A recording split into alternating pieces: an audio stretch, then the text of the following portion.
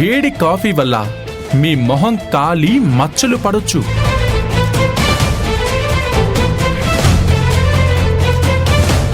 అలా జరిగితే I'm not responsible. తర్వాత మీ ఇష్టం.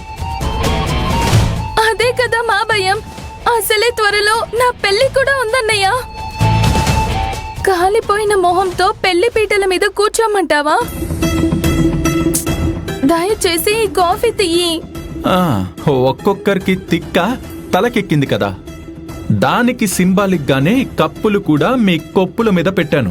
మీ పొగరు నెత్తి మీద నుంచి నేలకి దిగొచ్చిందని కన్ఫర్మేషన్ వచ్చాక అప్పుడు కాఫీ కప్పు మీ చేతికి అందిస్తాను.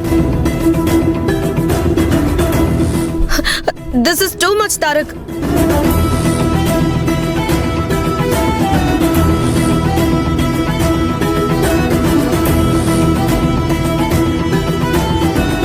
తారక్, ఏం జరుగుతుందిరా ఇక్కడ? నాన్న చూడండి, నాన్న వీడేం చేస్తున్నాడో. హే, బాగా చూడండి డాడీ. వీళ్ళ గర్వం తగ్గించడానికి ఒక చిన్న గేమ్ పెట్టానంతే. అందరూ కలిసి నీలవేణిని అమాయకురాలిని చేసి ఆడుకుంటున్నారు కదా.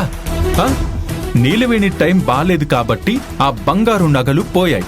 దాన్ని అడ్డం పెట్టుకుని నీలవేణిని మీ మాటలతో తూట్లు పొడుస్తున్నారు.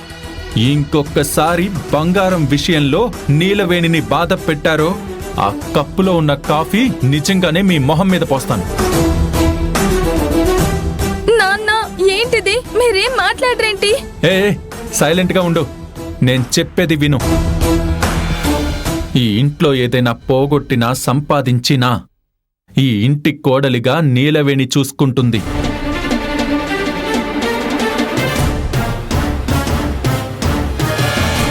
అందువల్ల ఏం జరిగినా నోరు మూసుకుని కూర్చోండి.